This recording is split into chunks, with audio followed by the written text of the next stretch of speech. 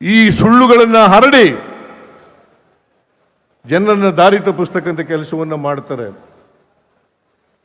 ಜಾತಿ, ಧರ್ಮ, ಒಂದು ರಾಷ್ಟ್ರ, ಒಂದು ನೇಷನ್, ಒಂದು ಚುನಾವಣೆ ಅಂತಕ್ಕಂಥ ಮಾತುಗಳನ್ನು ಹೇಳಿ ಅವರು, ಯಾಕಂತಂದರೆ ಕೊನೆಯಲ್ಲಿ ಡಿಕ್ಟೇಟರ್ಶಿಪ್ನಲ್ಲಿ ನಂಬಿಕೆ ಇಟ್ಕೊಂಡಿರ್ತಕ್ಕಂಥವ್ರು ಭಾರತೀಯ ಜನತಾ ಪಕ್ಷದವರು. ಯಾಕಂತಂದ್ರೆ ಎಡ್ಗೆ ವಾರ್ RSS ಸಂಸ್ಥಾಪಕ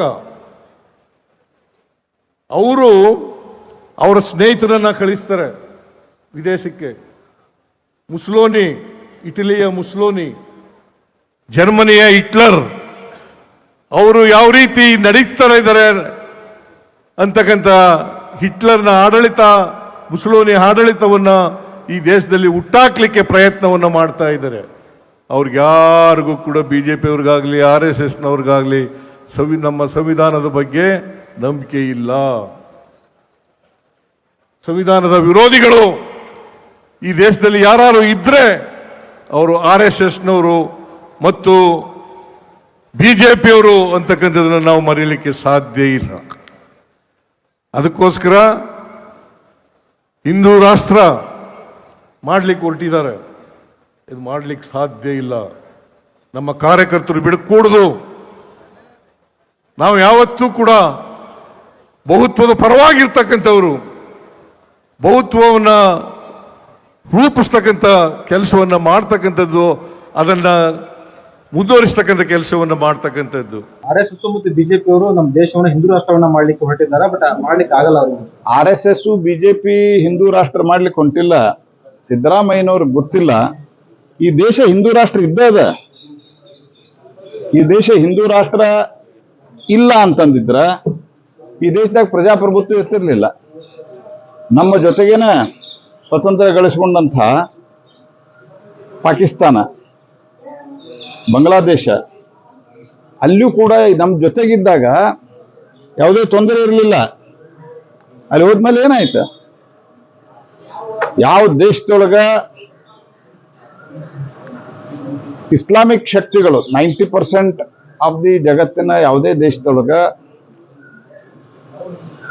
ಎಲ್ಲಿ ಇಸ್ಲಾಮಿಕ್ ಮತಾಂಧ ಶಕ್ತಿಗಳ ತಲೆ ಎತ್ತಾವ. ಕೆಲವು ಇಸ್ಲಾಮಿಕ್ ದೇಶಗಳಲ್ಲಿ ಅಲ್ಲಿಯೂ ಒಂದು ಒಳ್ಳೆ ಆಡಳಿತ ಇದೆ. ಆದರೆ ಮೆಜಾರಿಟಿ ಆಫ್ ಇದರಲ್ಲಿ ಈ ಫೆನೆಟಿಸಮ್ ಏನ್ ಬೆಳೆಸ್ತಾರೆ. ಎದಕ್ಕೆ ಬೆಳೆಸ್ತಾರೆ ಫೆನೆಟಿಸಮ್? ಈ ದೇಶ ಪ್ರಜಾಪ್ರಭುತ್ವ ಇರೋದು ಸಿದ್ದರಾಮಯ್ಯನವ್ರು ಅರ್ಥ ಮಾಡ್ಕೋಬೇಕು.